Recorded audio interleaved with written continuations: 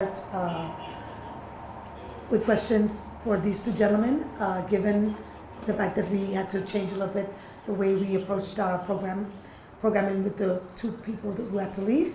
So let's go. I'm gonna go ahead and take a list. Then Victor again. Victor to be Victor. Okay, so I have 1, 2, 3, 4, 5, 6, 7, 9. So we have half an hour. Let's go. Through the support of our colleagues from Stanley Foundation, because if we begin to go beyond that first pillar, because normally, traditionally, if you don't start from 1, you go to 2, then you are making a mistake. Gathering from what I've had is all about actually the third pillar, in as much as it has something to do with the second. To me, I think the challenge we have as civil society is to see what can we do to prevent conflict. Because we have all had the challenges in terms of decision making, in terms of resources, etc. So prevention to me should be focused in this kind of gathering. If you go through the Secretary General's report on R2P implementation, it's very clear that R2P is a holistic, implementing R2P is holistic. You have to use other means in terms, even like UPR. He mentioned that the United Nations Periodic Review should also be part of implementing the R2P, because under the United Nations Periodic Review, there are recommendations. If these recommendations are actually implemented by government, it can go a long way to actually prevent conflict. Talking about early warning signs, what tools do we have? What ability do society have to actually be able to have to come up with early warning signs tools? Assessment, how can we assess? Because if we do not emphasize on this, so to me, I'm very much interested to hear the views of the respondent. What can we put in place in terms of African civil society to prevent? And therefore, I want to share with you the Serena experience. We have gone through the two traditional justice mechanisms, the TRC, the Truth and Recognition Commission, and also the Special Court. Some group of people, it doesn't really take into recognition the people down there on the ground. As we are speaking, the Special Court are still roaming about the street. They are still begging. Even those that we have advocated for their right, the Taylor, the Kundowai and others, Mr. Taylor, like he said, has got a half of atrocity. Why don't you give all this money? In as much as justice needs to be done. But there are lots of holistic implications with all this come around. And somebody was asking the question of Uganda intervening in South Africa. We had a war. Had there been Nigeria that came as superpower to intervene immediately, if you are going to wait for AU to come with solution, a lot of us would have died. They went through ECOMOG and they were able to restore peace to the extent that they had to invite AU, the United Nations to form with NIPSI. The problem when this thing happened, in terms of resolving them, it had a lot of, so we should really emphasize as out. When I engage the government, you know what our own government, some of them, they understand, not to prevent. So all of these misunderstandings, I think we need to clear them and have a clear message that they should understand that no, the rest is to protect them. Not only Leave it as protecting after it has begun, not looking at the structural prevention things that they can do in country to even prevent it. That's what you're saying. Yes. Okay, so we're going to revisit that conversation a little bit more in depth, because it matters for a group like this as you work in your areas, in your own countries. So I really wanted to clarify, to understand where you see the gap, the weakness, right? So we're going to take note of that, and what policy recommendations we can bring to this conversation, so that we're not just here having a meeting, right? Thank you. Second on my list was Nana. Thank you. Expanded on civil society's role in Kenya. They played a huge role, and it will be important to talk about it a little bit more, and specifically states what strategies they use and the kind of enabling environment that enabled them to influence the mediation that went on. So I'll be grateful. And my third person is Frank. As the JSTP. And it is no news that Kenya has moved on after the 2007 post-electoral violence. But then there is still a contention between the International Criminal Court and some sections of the Kenyan political elite in terms of bringing the perpetrators of the violence to book. I don't know if James, by any means, will be able to tell us what the civil society position is in terms of bringing the perpetrators of the violence to account, because I know this is a fundamental difficulty between justice and reconciliation, and what direction the country should go. Should it be justice first and reconciliation later, or reconciliation first and then justice? Thank you. The first is, I want to ask what space is given to women in your countries to intervene in situations like these, especially in prevention of mass atrocities. Coming from a country that had experienced violence for 10 years, I know the valuable role that women in Sierra Leone played in the prevention, in the management, at least stopping the hostilities and getting the factions to sit on the table. We used their mothers, we used their grandmothers, we used every avenue that was available to us. When men were afraid to go to the bushes to talk to the rebels, women were brave enough to go to them, having meetings, holding meetings with them in the bush. But one of the things we also realized that, after the conflict, even to sit on the negotiating table, women were excluded. And this is also a very bad practice for the advancement of governance and for even promoting the R2P, because it's holistic and it's meant to prevent the rights of men and the rights of women. The second thing is, I think, as we're all saying, civil society played a great role. One of the things that we always neglect is the strength that we have in building alliances with the communities, with the people for whom we speak. Sometimes we always want to be the voice of communities, of the downtrodden, of the right holders. And for us, we see it as, in many a case, we have to give those people a voice to speak for themselves. And by building that alliance with our community people, with the grassroots people, with the people down in the villages, giving them the avenue to engage at the central level, at the policy level, is also very critical, because there's a gap between the state level and the bottom level. So it's also good to use the bottom-top and the top-bottom approach. And where civil society in Sierra Leone has kind of succeeded to share this experience, we have tried a lot to actually engage at the state level. In fact, just last week, the President, His Excellency himself, had a meeting with civil society. They were divided according to thematic areas, and he had a very serious conversation. Most of the time, they may not implement what some of the outcomes of those meetings, but I think it's also an opportunity that we should grab. And and also with that, I'm also calling and honor the donors to support civil society, because we need to sustain these kinds of engagement.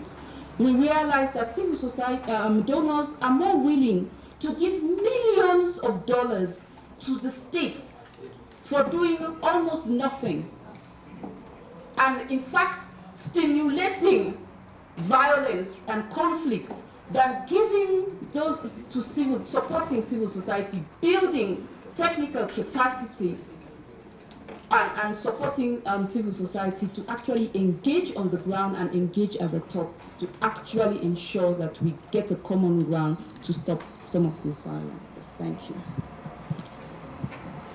The role of the civil society. Can't hear you so well. Already raised by my colleagues, that is activation of the role of the civil society. What is the room left for the civil society to intervene in various negotiations, since we are working very close to the grassroots and so on, which is raised by me. The second point is I'm asking the intervention of the AU is not consistent. For example, is there a framework for AU intervention, looking at what is happening in the continent? For example, sometimes we found individual country initiative, like Uganda intervention in South Sudan and Kenya intervention in Somalia. So it's like country initiative, it's not like EU. So is there a framework for that? And then also, my last point is related to intervention. For example, what is happening in Central Africa and South Sudan, really it seems it has more response from the AU compared to what is happening in North Sudan, in Kurdistan, Darfur and so on. So is there a framework for that? Victor. L'obstacle que trouve la société civile dans l'intervention de ces actions. Nous avons beaucoup d'acteurs qui sont très actifs dans les conflits en RDC, et notamment les pays voisins. Je parlerai de l'Ouganda et du Rwanda. Ainsi, aujourd'hui, on a parlé du rôle de l'Ouganda dans les conflits. Moi, je vais ajouter aussi un république. Le Rwanda joue un rôle très important dans les conflits un peu démocratiques du Congo. Il y a les problèmes de ressources naturelles qu'on a tous évoqués, et ça, c'est personne ne peut le nier. Or, tous ces pays sont membres de l'Union africaine. Tous ces pays savent qu'il y a des articles qui disent que vous ne devez pas intervenir pour aller semer le trouble dans un autre pays pour la paix. Mais comment se fait-il que ces mêmes pays arrivent à enfreindre les lois, tous ces articles, de la loi, pour que d'autres pays arrivent à être dans le trouble, et cela rend difficile le rôle même de la société civile pour arriver à percer le secret de ce pays. Et tous ces dirigeants, ils ont un secret, ils connaissent pourquoi ils sont en train de créer une crise de confiance entre eux. L'Ouganda est très actif au niveau du Congo. Le Rwanda est très actif malgré le rapport des experts qu'on a publié plusieurs fois. Le Rwanda toujours nié, donc il est sain un peu qui arrive au Congo, malgré les preuves. La question c'est de savoir quel est le rôle que joue la société civile de tous ces pays qui sont très actifs et qui sont responsables des troubles au Sud-Soudan, au Centrafricain, au Congo. Il n'y a aucune organisation du Rwanda qui peut-être qui pouvait nous éclairer. Est-ce que leur silence est une complicité malgré qu'on condamne les actions de leur pays, le Rwanda, Congo? Est-ce qu'ils ont quelque chose à dire à leurs dirigeants pour qu'ils puissent arrêter toutes ces atrocités? Beaucoup de pays sont intervenus pour dire qu'il faut condamner les actions, l'échec des Nations Unies, de la communauté internationale sur les actions au Rwanda, et tout le monde a dit c'est très bien. Mais au retour, c'est le même pays qui est responsable des autres. Et quand on essaie de dénoncer, il y a des rapports qui arrivent, il a toujours nié. Et avec les appuis de certains pays, je ne sais pas quel est maintenant l'avenir de tout ça. Donc la question c'est de savoir maintenant comment est-ce que l'Union africaine, malheureusement responsable n'est pas là, aura pu gérer cette crise de confiance entre les États africains, malgré qu'ils sont membres d'une même organisation qui est l'Union africaine.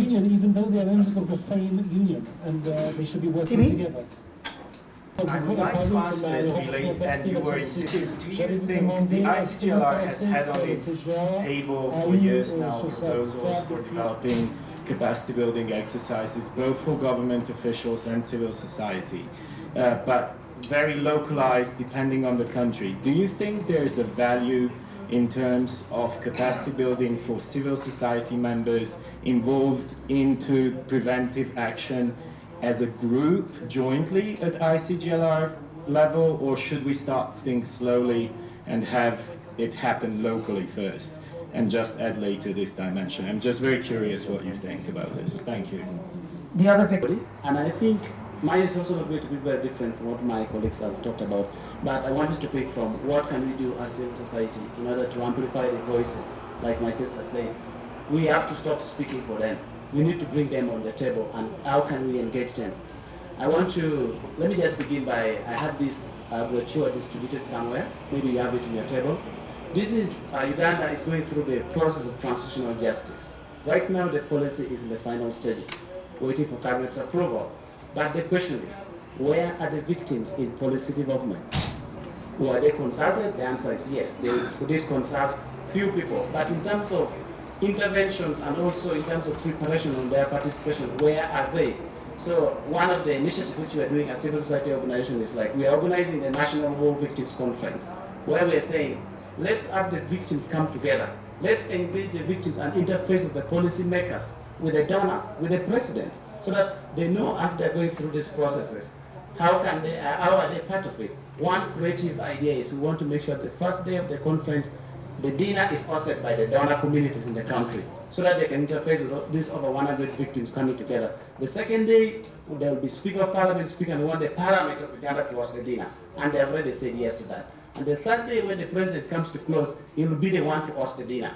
So somehow, somewhere, we're trying to look at how can we build a gap between the people. There's a huge mistrust between the population and their states. So we look at the process of their participation. It's about trust. How will they participate if the war wounds are not addressed? If their missing children are not accounted for? If LRA is still operating in Central African Republic? And it's funny that my government is fully committed to fighting war everywhere without addressing the effect of wars we have in Uganda. We have troops in Somalia, we have troops in Central African Republic, in Congo, now we are even owning the war in South Sudan. So the question is, where are the victims' voices? So we need, as civil society, to build the trust between us and the people. Maybe through that we can amplify the process and they can get somehow. Otherwise, the continent has got so bloody, and it's such a shame that our image is no longer for peace and democracy and justice anymore. Suffering, killing, all sorts of nonsense. Thank you very much. And talk about it's not a question about what do we do, we as Congolese civil society who are engaged with RTP promotion in the DRC. One, we identify the problem, and we found, as it was already said here, there was a lack of understanding of this new norm, and that was from the government to the people. The event we had with the international coalition that my colleague here in Kinshasa, I did invite 3 ministers, national government ministers, and none of them could understood what this RTP was all about, and so how they could go for it in order to protect the people. That was one, and that was the case also for civil society. Second was the lack of all resistance from those key actors, government, and even the United Nations in Congo, to listen to communities' voices, those who are affected, those who need protection. That was the second problem. And you know, all of you, if you don't work with me, you work against me. That is the principle. So if you don't listen to me, how do you are going to find a solution for my problem? That was the second problem. I'm not saying that they are not doing what they should do, but they are not doing enough.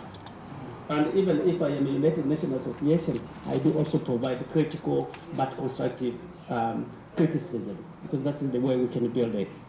And from these problems, there are many, but those are key ones. So what do we do?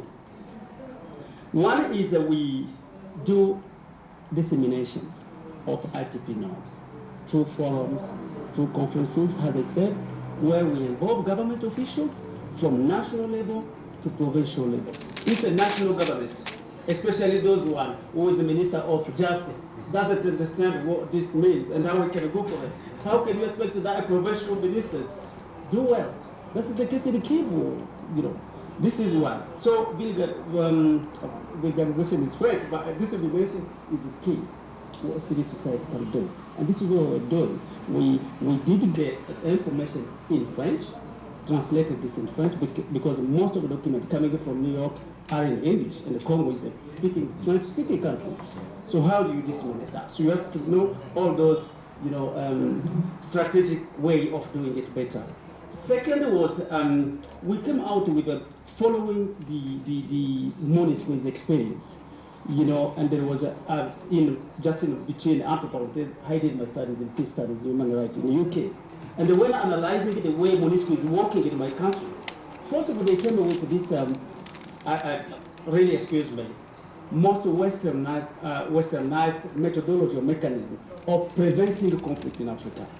And it is always that things which worked in Germany maybe 100 years ago or 60 years ago is going to work in Rutshuru in Fizi. That doesn't work.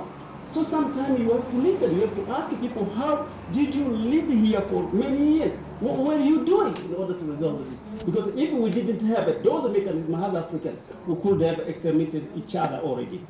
So the fact that we are there, that means there were some good mechanisms we were using.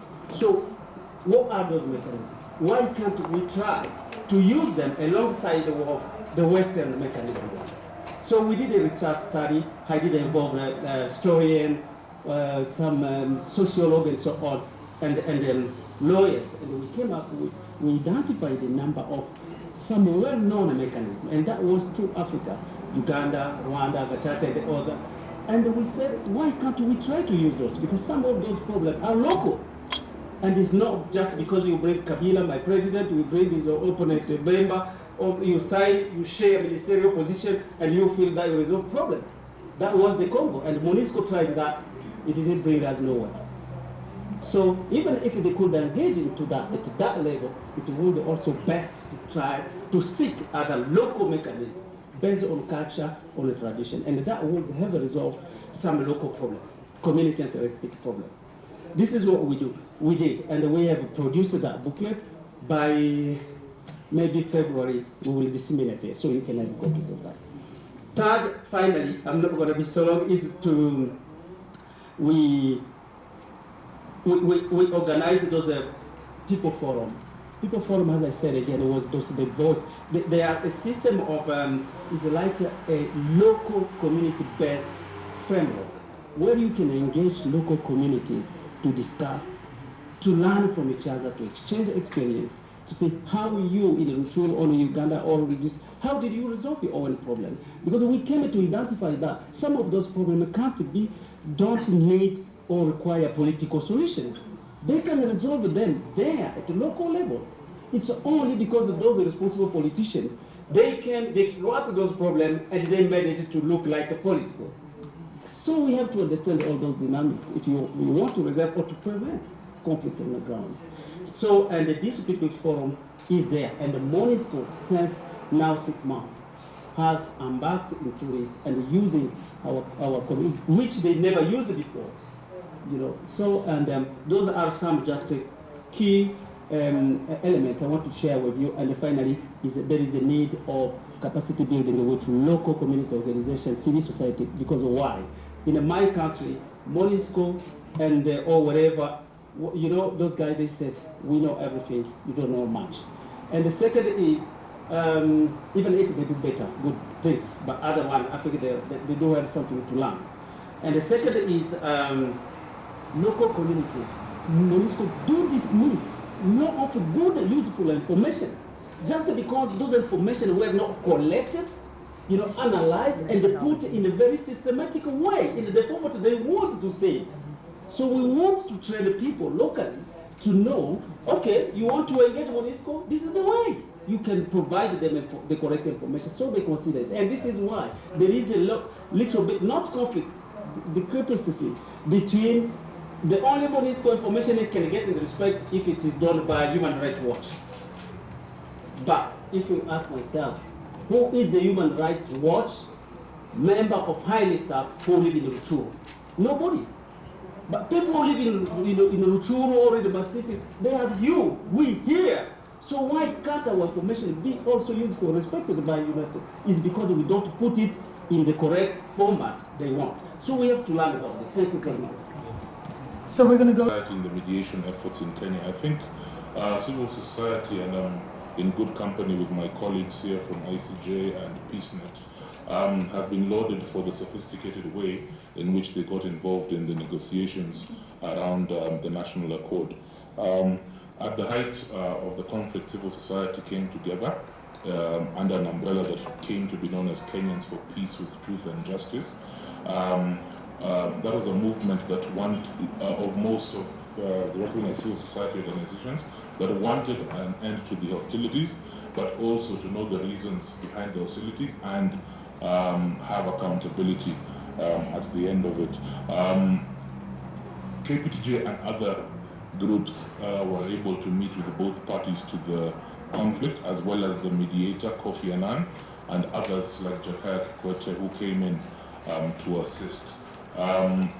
Following the agreement as well, civil society in Kenya, led by KPTJ and others, have been monitoring the implementation of the accord and the reform package that it contained by supporting and consulting both with Kofi Annan's team, which has a secretariat in Nairobi, the panel of eminent African personalities, led by Ambassador Nana from Ghana, and South Consulting, which was the firm that was hired to do the scientific monitoring of the political environment, as well as the agenda on truth, justice, political reform, constitutionalism, and the whole package.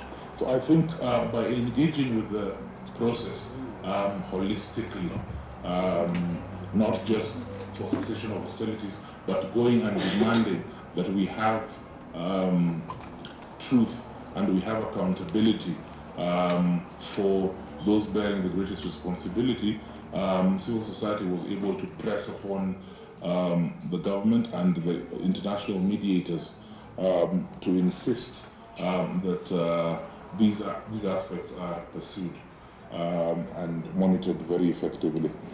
Frank, on the contention between the ICC, I'll just add as well, the civil society groups itself very well in Kenya, and we come up with consolidated positions which we use to brief Kofi Annan, we use to brief the international community, and sometimes even officers of the International Criminal Court and other actors, which are consistent political analysis of what is going on in the ground, and that empowers them to do their work a lot better. So I think this is a very effective strategy that we use. Frank, on the ICC and Kenya's political elite, what happened was that once the names were announced of those who would be prosecuted before the ICC, they turned it into an ethnic debate by well-organized propaganda, where some parties were vilified as having orchestrated a neo-colonial campaign against an independent and sovereign state. The protagonists even accused the international community of conspiring with the opposition, which was led by Raila Odinga and ODM, and Ocampo and Obama. So it was a triple O alliance, very well orchestrated propaganda to vilify the ICC process as an infringement on Kenyan sovereignty. And adding to that, they then ethnicized it so much that the coalition that now leads the government was formed basically and purely on the purpose, on the premise that they were suspects before the ICC. That is what glued them together, and they were able to market themselves as martyrs, having suffering from the demands of Western imperialists, of which the ICC is a key agent. So that gained a lot of traction, especially in the rural areas where people are not very well informed, and the propaganda led to the election. Unfortunately, despite the fact that there is some dispute as to who won and who lost, they were able to garner a lot of votes on the basis of this misleading propaganda.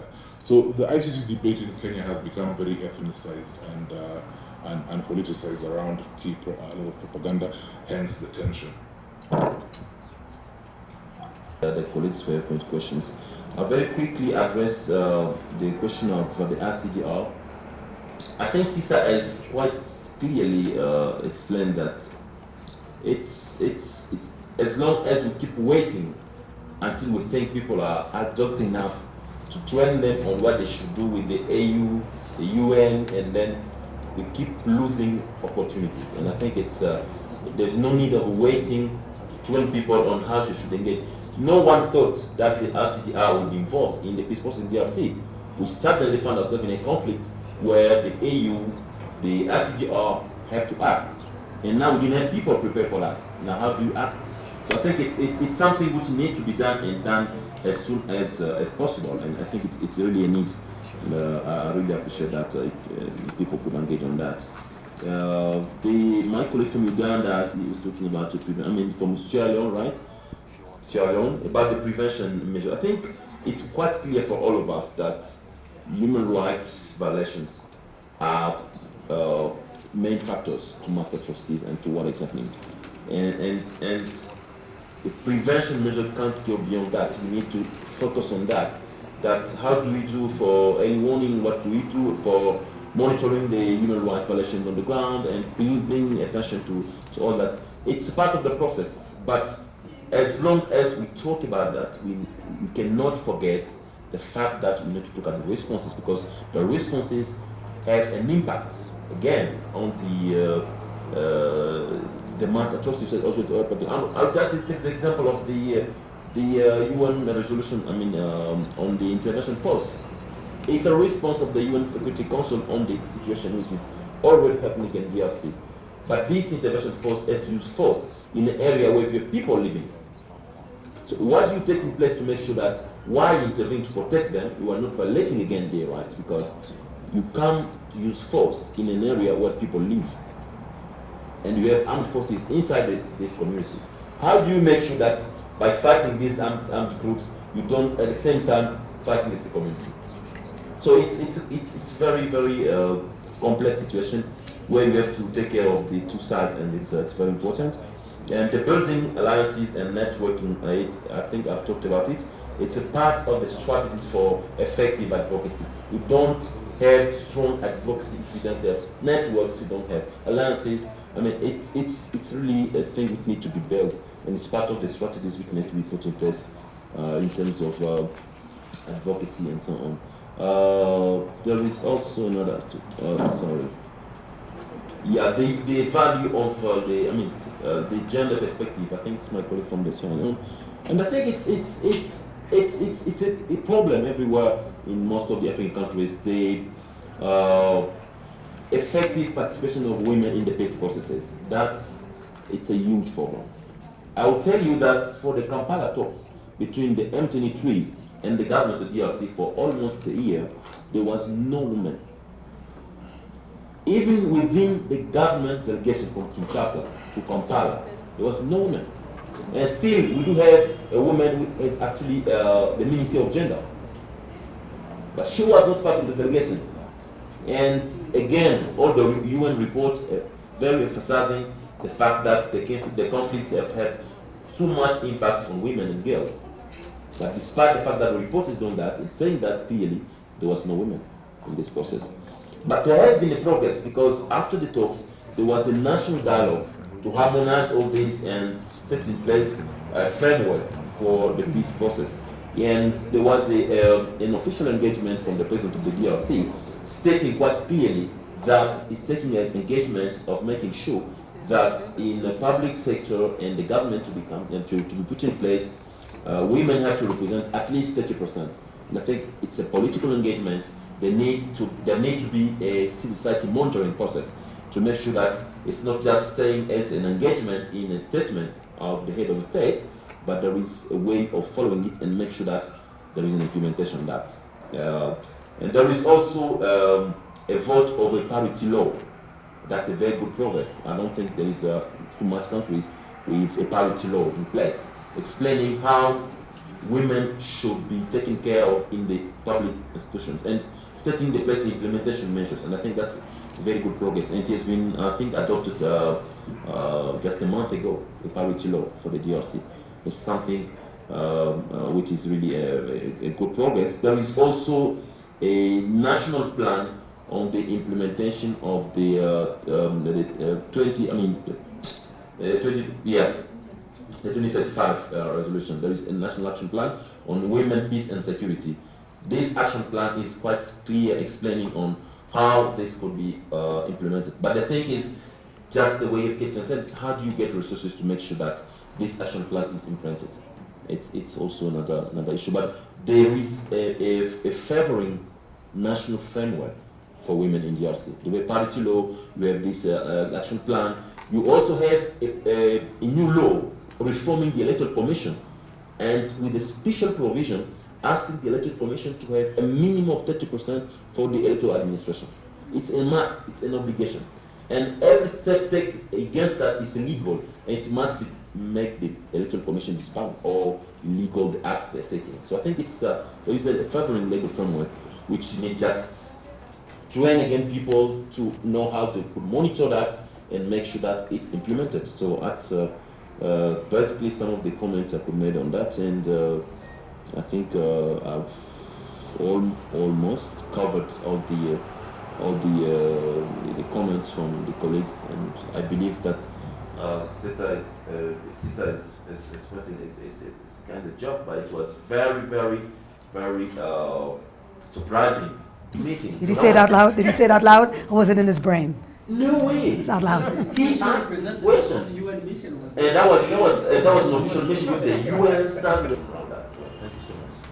Frank is just going to, James is just going to go and respond to something else. I'd just like to respond to places.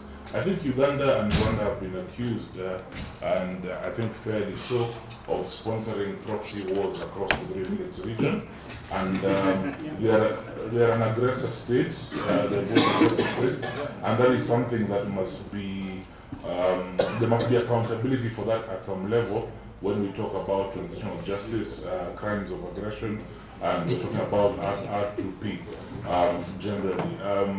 Uganda's involvement in South Sudan is suspect because what they do is they go into a country and then they take sides to prop up the regime that suits its interests in terms of natural resource exploitation and the Museveni's perceived role in trying to create a hegemony around the Great Lakes region. So I think that's what Dismas wanted to hear.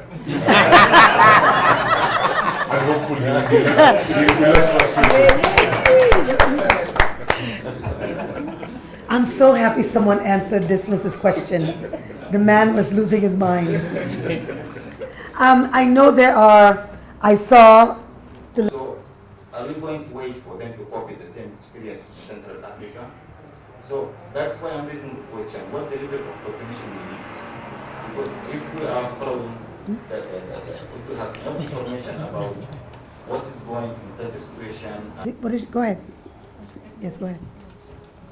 Mine is not a question, but it's an intervention in terms of the experiences, is the issue of accountability, impunity, and how not addressing those issues provide the seeds for future various consultations to broaden the involvement of broader civil society across the continent to make inputs. And I think one of the central elements of that, the political affairs who are spearheading this process, and I can get details of participants in this meeting if any people, and I can be... Of the investigations and prosecutions that happened following the 2007-2008 PEV, political actors were on the radar and were aware that the activities were being monitored and investigated.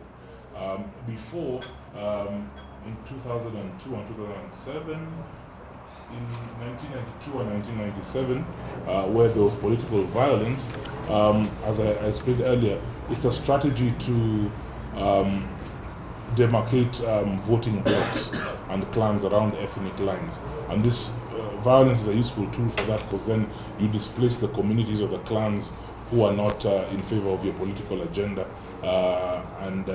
you know, the people that remain are from your ethnic group, and that has been the strategy during elections, and that was what happened, part of what happened in 2007. But since there was the process of investigation and prosecution, despite the fact that the political elites opposed it, the elites recognized that their activities were being watched, and they could not use explicitly that type of violence as an electioneering tool. However, in the run-up to 2013 elections, There was violence experienced in Tana River, in Samburu, and other parts of Kenya, remote parts of Kenya. So to some extent it did stop political elites, the main political elites running for presidential office, from using violence as a tool of political organization. But to another extent, because no prosecution has come to its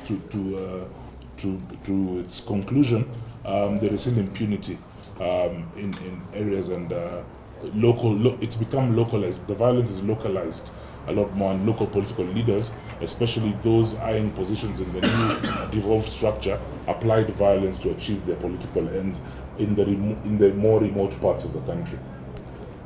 Frank? Thank you, Dan. I think engaging with the political leaders and all the armed groups steps kind of engaging them in prevention process.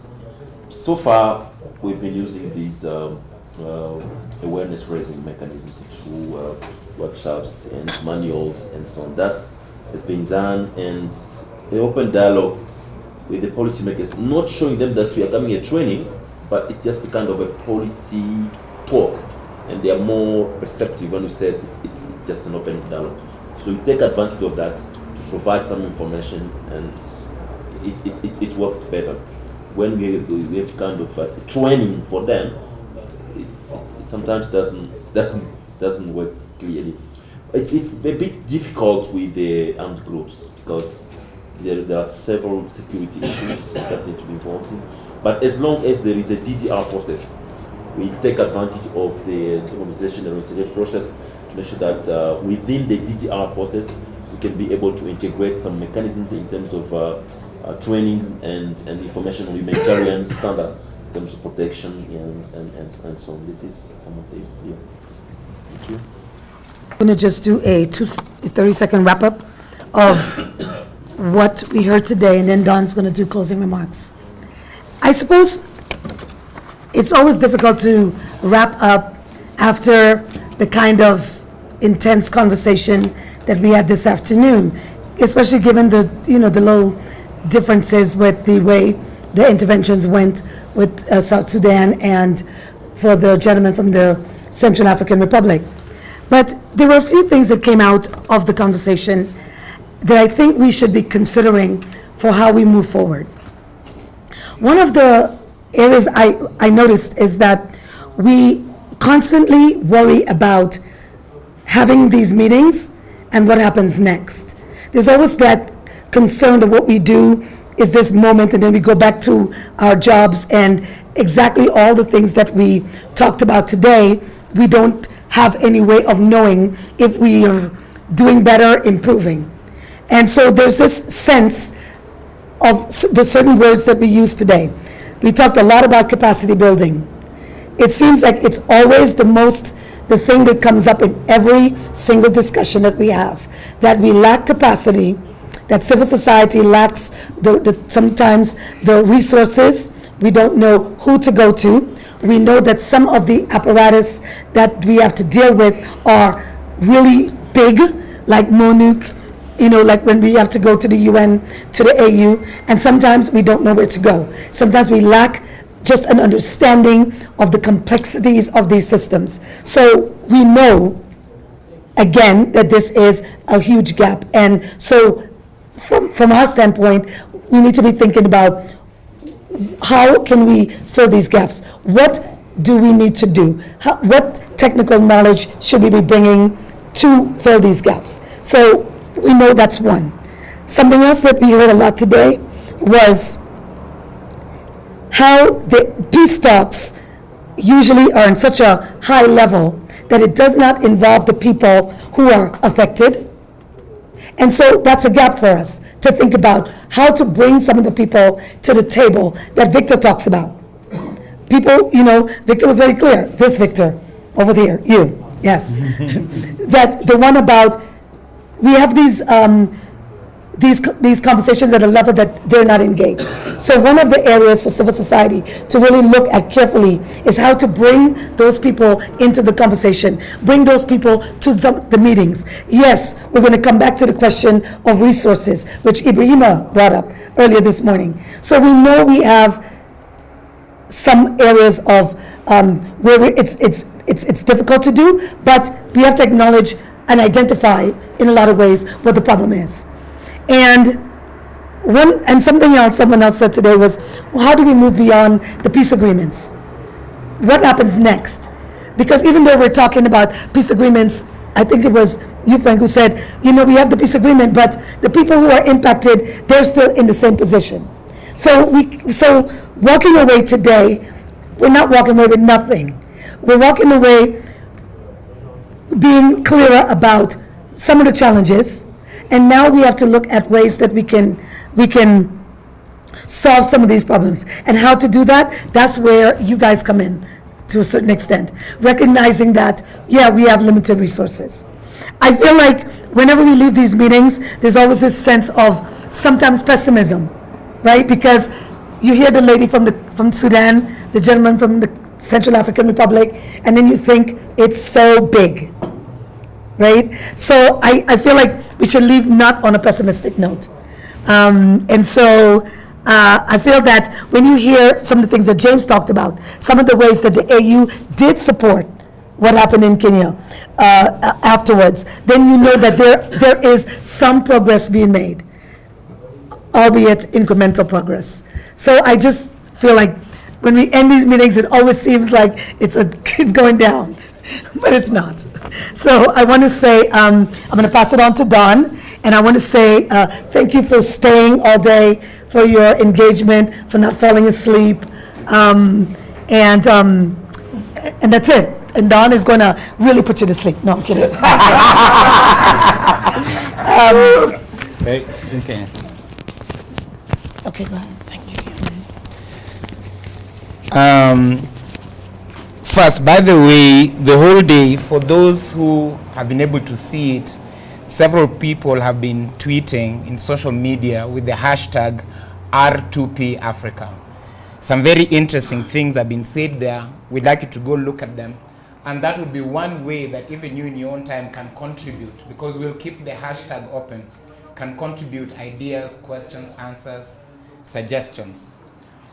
One of our objectives with having this meeting was to make sure that we exchange some information and build some capacity. And I would like to think that we have in some way achieved that. Our second objective was to foster, both among coalition members and non-coalition members, some networking, some beginning of discussions, and some ability for future collaborations. And if you use your evening well, then that objective will also be somewhat achieved for all of us. So please use your evening very wisely. Members of the coalition will have a brief closed session hereafter, after stretching our legs for a few minutes, so that in the context of the coalition members in Africa, we'll be seeing what are our next practical steps. Before I give the 6 or so major recommendations that I saw emerging from the ground, I'd like you to allow me to spend just 1 minute talking about each of the organizers, and it's for a reason, because it's part of the way forward. And first I'll talk about the International Coalition on the Responsibility to Protect, ICR2P, which I'm privileged to chair a steering committee, and which a number of steering committee members are here. The Stanley Foundation, usually represented by Angela, but with Keith also. WAXI, usually represented by Nana. IRI, usually represented by Dismas. The coalition is a global civil society network, and we strive to ensure to advance R2P, the responsibility to protect, at national levels, regional levels, and at the international level. We currently have a membership of 70 organizations, a good number of whom come from within Africa. But part of what we're doing is making an appeal for more membership within Africa, from all corners of Africa, and especially from Francophone Africa and North Africa, which are two areas in which we're weak in terms of membership. Our members work in a whole range of issues: human rights, peace building, regional justice, if there's such a thing, international justice, women's rights, and so on. Basically, each contributing in the way they can towards prevention of mass atrocities. So I urge you to pick our brochures if you didn't pick them, our material that's on the display table outside. Visit our website, responsibilitytoprotect.org, and see whether you can join. I'd also like to mention CCPAU because of the many comments or questions that have been asked around how we can work more systematically, including on situation countries in the continent. The Center for Citizens' Participation on the African Union is our continental umbrella organization for civil society organizations and for individuals that aim to engage the AU as a composite whole. I think one of the points that has come out today that the AU is a complex network of organs, institutions, agencies, departments, and you've got to know who is best placed to help you with what and at what time. Apart from just being a membership body, we do quite a bit of capacity building, alone and in partnership with others, educating people about the AU, its laws and policies, its programs, projects, and activities. We convene citizens' continental conferences, many times just before the summit, so that then you have a range and a diversity of civil society getting together under one umbrella and trying to send one composite message. We also do other conferences, either at the continental level, at the regional level, or on thematic issues. We do research and publications on a whole range of issues. And many times we directly facilitate CSOs to engage AU organs and institutions. We have 5 thematic clusters, apart from the regional formations. And these are 1, regional integration and AU institutions. 2, democracy, governance, and human rights. 3, economic justice. 4, gender equality and women's rights. And 5, peace and security.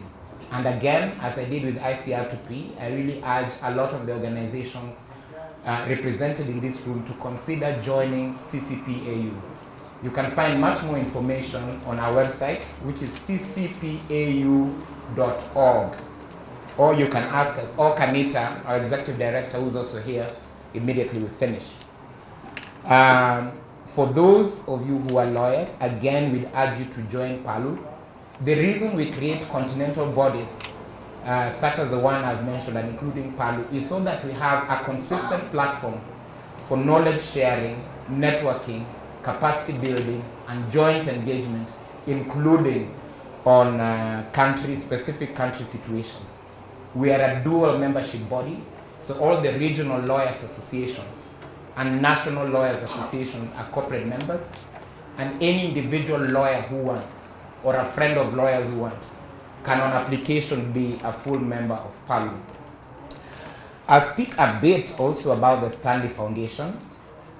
The Stanley Foundation is a non-partisan private operating foundation, and they like to always remind us where they're based. The US is big, they're based in Muscatine, Iowa. They urge you to visit them. I promise to. They focus on peace and security issues, and they advocate for principled multilateralism, where everybody has a voice, a seat at the table, with one voice per person, one vote per person. They seek a secure peace based on freedom and justice, and work towards building world citizenship and effective global governance, so that global governance organs and institutions can actually be effective and efficient. They like to bring fresh voices, such as yourselves, people who are rarely heard, original ideas, and lasting solutions to many of our complex global and regional problems. They do not make grants, so don't send funding proposals, but they frequently collaborate with other organizations, including the coalition, including PALU and others. And as an active member of the coalition and of its steering committee, they have committed that they'll continue to work with us, especially on the work we're doing on the continent. so that this is not a one-off, but we will be looking at ways of building on from today's meeting. And you can find much more information, and there are very, very nice policy briefs on a whole range of issues, including building state capacity and so on, which I think would be very useful for a lot of us in our daily work, including some of the questions that were being directed at the panelists. And you can find information about them, including these policy briefs, at stanleyfoundation.org. Now, I saw 6 major threads of ways forward, recommendations, and so on coming out of our discussion today. And I'll go through them, but just taking a minute of each, but I'll read them out first. One, I saw that we were being urged to make a commitment to understand the AU and the RECs, the regional economic communities, much better so that we can use them. 2, there was a whole series of discussions and practical recommendations around financing the African Union and by extension financing the regional economic communities. 3, there was another series of recommendations around reviewing the Livingstone formula, which is the one that provides the mechanism of interaction between the Peace and Security Council and CSOs, but more broadly, reviewing CSO access to AU organs and institutions, including but not limited to ECOSOC, the Economic, Social and Cultural Council of the AU. And of course, you don't have to write furiously. I can email this thing to you as soon as we finish. 4, it was clear that we need further interrogation of Article 4H, and especially what it means in practical situations. 5, the whole series of recommendations also around prevention, and especially around creating institutionalized structures, institutionalized governmental structures within all of our governments for mass atrocity prevention. And finally, there was a lot of angst and anxiety, even though there was also quite some inspiration around country situations, which we hadn't really intended to address as though it was one of the themes of this meeting, but it emerged and we can't avoid them. Now, on the commitment to understanding the AU and the RECs better, I think that has to be a personal commitment. I think much as organizations, the AU itself and organizations that work around the AU have to be very innovative in trying to devise products that will help our members understanding the AU. The onus starts to each and every one of you. You cannot just get into a plane and arrive in Addis and expect magic. The first thing you could do is go to the AU website, see what information is there that can help you understand the AU. Then go to our own websites, which is another of the reasons why I was giving them. Then a whole series of manuals exist that explain in detail, done by Oxfam, done by the Open Society Foundations, done by the Solidarity for African Women's Rights, that actually tell you practically what to go to for what. So let's not be lazy. Let's start with that, even though organizations that commit themselves will provide further training on this. And I would just like to flag that on Saturday, this Saturday 25th, CCPAU, PALU, and a couple of their partners actually have a whole day meeting at Harmony Hotel, to which you're welcome, to specifically discuss how we will get results on very specific things out of the AU in the next 12 months. So you're welcome to that. And I think we also commit to see how to more innovatively use social media for information sharing, but also for capacity building. And this will mean we look not just at the AU and the Peace and Security Council, but what we can achieve by way of prevention, building state capacity, building democracy, and so on, using APRM, the African Peer Review Mechanism, using AGA, the African Governance Architecture, and using APSA, the African Peace and Security Architecture. And also bearing in mind what we can achieve using UPR, the Universal Peer Review Mechanism. On financing AU and the RECs, again, the Saturday meeting will have a session on that, because the AU appointed a high-level panel chaired by retired President Olusegun Obasanjo to advise it on alternative methods for financing the AU. They've done a very comprehensive report giving a range of options. So what we are lacking, what our political leaders are lacking, is the political will to pick one or two of those options and say it is this. So we want a strong statement out of the Saturday meeting, but much more importantly, a strong commitment from these organizations that they will go back home and engage their parliaments, engage their finance ministries, engage the relevant organs to ensure that A, the AU is funded, B, a reasonable budget comes from the member states, C, that this money is actually sent to Addis on time. And we're also going to see through CCPAU whether under our economic justice cluster we can put up a specific program on this. Because this can't be a part-time thing that you remember on the plane coming to Addis. You must make institutional arrangements with staff time and with other resources within your organization, if you can, to pursue this issue. On the Livingstone formula, as I said again, the Saturday meeting will have one session on financing, but another session on CSOs and ECOSOC and how we can reform the moribund ECOSOC. Very practical things, achievable, that we can do over the next 12 months. But in addition, so too, the State of the Union coalition that's housed by Oxfam will have a specific meeting on this also, the diminishing CSO space at the AU and within the partner states, on Wednesday, 29th January, here in Addis. The venue is yet to be advised, but that will be another opportunity to have a very focused conversation on it and come out with actionable things to be done. We were recommended to, and I just reiterated, that there's a Lesotho meeting coming in February during the month that Lesotho chairs the Peace and Security Council, and those of us who can should attend it so that we can help reform and make much more dynamic and flexible how the Peace and Security Council engages civil society. The Peace and Security Council has shown well to engage us even despite the strict conditions set by the Peace and Security Protocol. So we're looking for ways of reforming that. And I think another commitment we should all make is to find out for the rest of the 24 months who are the monthly chairpersons of the Peace and Security Council and how we can challenge them and persuade them and assist them to follow the initiative set up by Lesotho to finance and host a meeting to help push the agenda forward practically.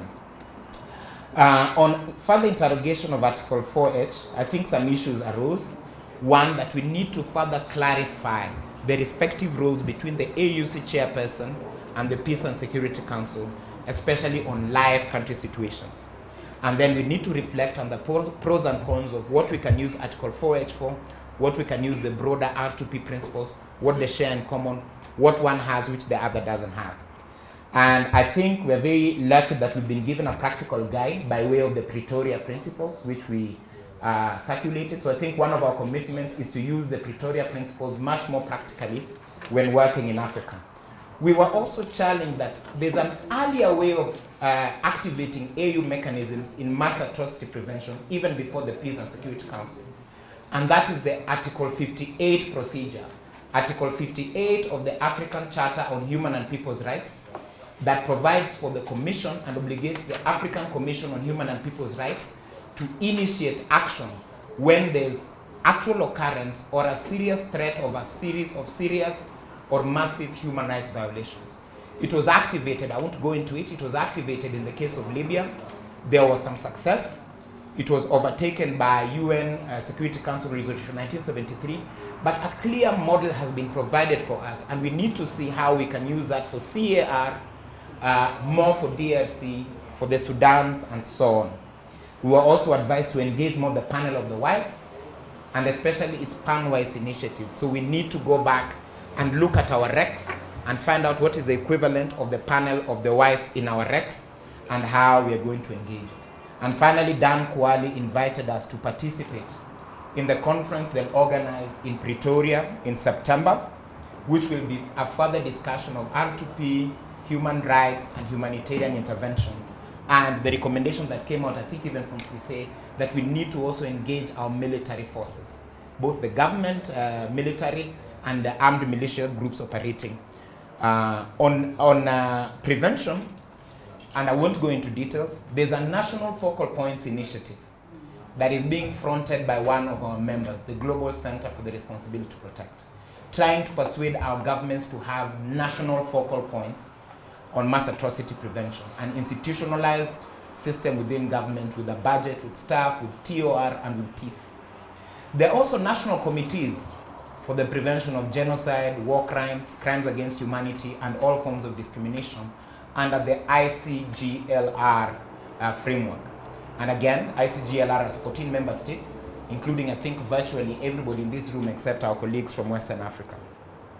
AIPR, another member of the Congress, they're going to assist the AU to assist its member states to each come up with a national governmental prevention framework. And this national governmental prevention ቢሆን ከፍተኛ ስራ ይጠይቀናል። ይሄ ባንድ በሁለት የሚሰራ አይደለም። ዋናው የዚህ ዘላቂነትና መሰረቱ ዋስትናው የደቡብ ህዝብ የደቡብ ሱዳን ህዝብ ያ ህዝብ ጠንክሮ ለዚህ መቆም አለበት። ዋስትና ማግኘት ያለበት ይሄ ህዝብ ግን ጋድም የጋድ ተባባሪና ወዳጆችን ያቆጣሉ ዓለም አቀፍ ህብረተሰብ በሙሉ ይሄኛው ተግባራዊ ቢሆን ጠንክሮ ይሰራል ብለን እናያለን። ከዚሁ ይህን ሳናረጋግጥ ወደ ፖለቲካ ውይይቱ መሄድ አስቸጋሪ መሆኑን ስለምናውቅ ሁለቱም አያይዘን እንሄዳለን ብለን እናያለን። እንደ ቅድመ ሁኔታ ሲያስቀምጠው የነበረ ይህን ለማለፍ የሚያስችለን ሁለቱንም አስተሳስረን ስምምነት ላይ ለመድረስ በመቻላችን ተስፋ ነው እናያለን።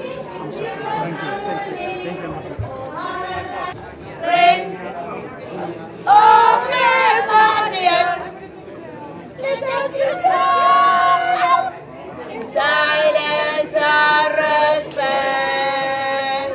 saluting our mothers who's died, cementing our national foundation.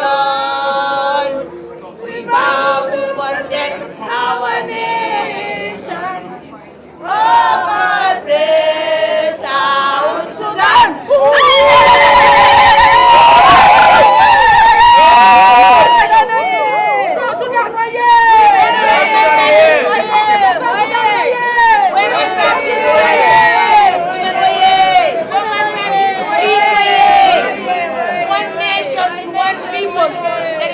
Of South Sudan, one nation, one people, one nation, one people, one tribe, one people, one nation. No more killing, no more bloodshed, no more running, no more bloodshed. The blood should stop today. Thank you, IGAD. Thank you, Ethiopia. Thank you, African Union. Thank you, the United Nations. Thank you, the Turkey. Thank you, the Norway, the American, the British, the European Union, the Arab League. Thank you. The Netherlands. Bye-bye, war.